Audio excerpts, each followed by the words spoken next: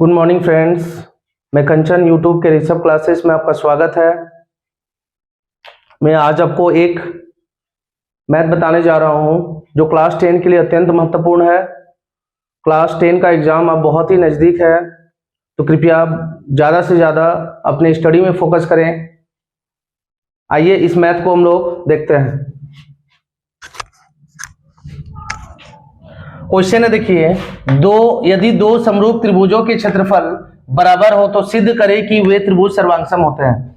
क्या बोल रहा दोस्तों? यदि दो समरूप त्रिभुजों का क्षेत्रफल बराबर हो, यानी कि सबसे पहले हम लोग को दो क्या बनाना पड़ेगा? त्रिभुज बनाना पड़ेगा, है ना। हम लोग दो त्रिभुज बना लेते हैं। ठीक है दोस्तों, दो क्या बना लेते हैं? पहले त्रिभुज बना लेते हैं। दो त्रिभुज बना लिए।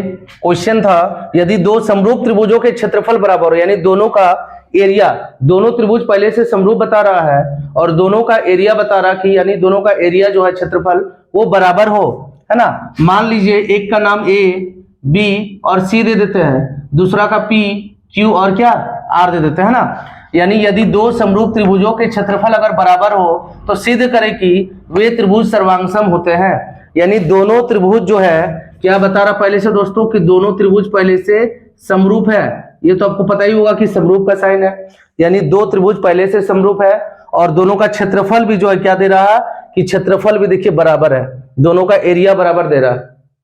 लेकिन हम लोग को प्रूफ करना है कि ये दोनों जो त्रिभुज है जब मतलब समरूप है तो इसको सर्वांगसम प्रूफ करना, ये हम लोग को कह रहा है। तो आइए इस प्रश्न को हम लोग क्या करते हैं देखते हैं। और प्लीज अगर आप नए हैं तो चैनल को सब्सक्राइब और लाइक जरूर कर दीजिएगा और वीडियो में अंत तक बने रहिएगा ताकि आपको अच्छे से समझ में आए।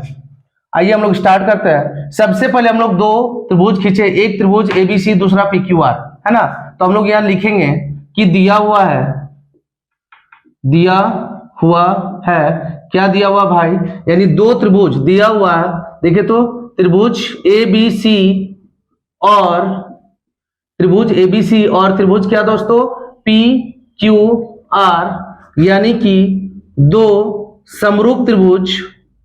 मैंने आपको पहले ही बताया था कि क्वेश्चन में बोल दे रहा समरूप त्रिभुज, है ना। दिया हुआ त्रिभुज एबीसी और त्रिभुज क्या दोस्तों? P Q are.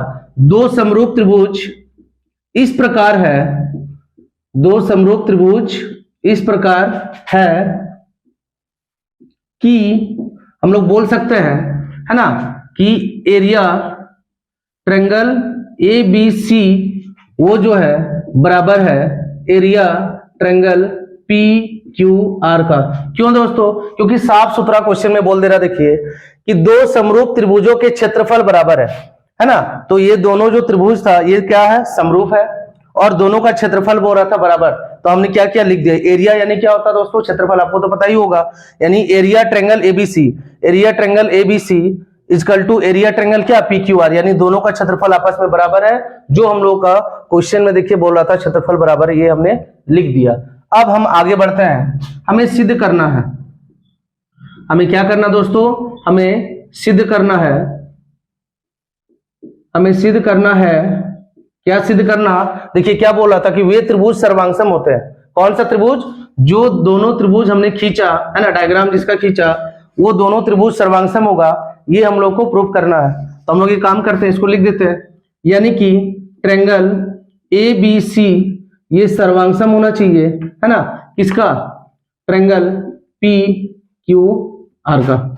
ये हम लोग को निकालना दोस्तों, यानी हमें सिद्ध करना कि ट्रायंगल एबीसी जो है सर्वांगसम होना चाहिए। किसका? ट्रायंगल पी क्यू आर का। ये हम लोग को प्रूफ करना। आइए हम लोग अब प्रमाण में चलते हैं। प्रमाण यानी प्रूफ, है ना। सबसे पहले ले लेते हैं दोनों त्रिभुज, यानी क्या?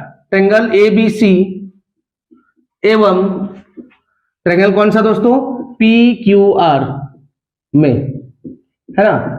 त्रिभुज एबीसी एवं त्रिभुज पी क्यू आर में। अब देखिए क्या है कि त्रिभुज एबीसी एवं त्रिभुज पी क्यू आर में हम लोगों को कुछ दिया हुआ था। दिया हुआ क्या था दोस्तों? क्वेश्चन साफ सुथरा बोल रहा है कि दोनों समरूप त्रिभुज है, यानी दोनों त्रिभुज पहले से क्या? समरूप है। तो हम लोग लिख सकते हैं, है ना, कि त्रिभुज ए बी सी ये जो है क्या है दोस्तों? समरूप है। किसका? त्रिभुज पी क्यू आर का, क्योंकि ये जो है दिया हुआ है, हम लोग का क्वेश्चन में ही बोल रहा है। हम लोग लिख सकते हैं कि यहाँ पे दिया हुआ है। जैसे आगे बढ़ेंगे तो देखिए हम लोग का ये भी दिया हुआ है कि एरिया ट्रायंगल एबीसी बराबर है एरिया ट्रायंगल पीक्यूआर का, यानी कि दोनों का क्षेत्रफल क्या है, बराबर है। इसको भी हम लोग लिख देंगे एरिया, है ना, एरिया ट्रायंगल क्या दोस्तों, एरिया ट्रायंगल एबीसी, है ना, ये क्या है, ये बराबर है area triangle P Q R का। ठीक है, ये दोनों क्या था, ये दोनों बराबर था और ये समरूप था। ओके, ये क्वेश्चन में ही बोल रहा। अब हम लोग आगे बढ़ते हैं। यहां पे देखिए कि त्रिभुज एबीसी समरूप है त्रिभुज पीक्यूआर का, और यहाँ पे दोनों का क्षेत्रफल क्या है दोस्तों, दोनों का क्षेत्रफल बराबर है। जब दोनों का क्षेत्रफल बराबर हो गया तो हम लोग ये बोल सकते हैं, या अब हम लोग यहाँ पे आते हैं, है ना, कि एरिया देखिए तो क्या है, ट्रायंगल एबीसी बट्टे में लिख सकते क्या, area triangle P Q are. क्यों दोस्तों, क्योंकि देखिए ये दोनों बराबर है ना, ये दोनों बराबर है, तो बराबर को हम लोग बट्टा में भी लिख सकते हैं और बट्टा को बराबर में भी लिख सकते हैं, यानी कि ट्रायंगल एबीसी बराबर क्या है, यानी ट्रायंगल पीक्यूआर दोनों का क्षेत्रफल जो है बराबर है, वो हम लोग लिख दिए। जब हम लोग लिख देंगे तो ये हम लोग बोल सकते हैं कि समरूप त्रिभुजों का क्षेत्रफल उनकी संगत भुजाओं के अनुपात के क्या होता है दोस्तों, बराबर होता है ना। हम लोग क्या लिखेंगे कि समरूप त्रिभुजों का जो क्षेत्रफल है उनकी संगत भुजाओं के अनुपात के बराबर होता है। मतलब हम लोग बोल सकते हैं, देखिए यहाँ पे कि जब दोनों त्रिभुज जो है समरूप है ना, और दोनों त्रिभुजों का क्षेत्रफल बराबर है, तो हम लोग बोल सकते हैं कि बीसी, है ना, बीसी बटे क्या, क्यू आर, ये दोनों का क्या होगा, ये स्क्वायर के बराबर होगा, यानी उनकी संगत भुजाओं के योग के क्या होता है, बराबर होता है। हम लोग इसको बोल सकते हैं, यानी कि बीसी का स्क्वायर बटे में क्यू आर का स्क्वायर।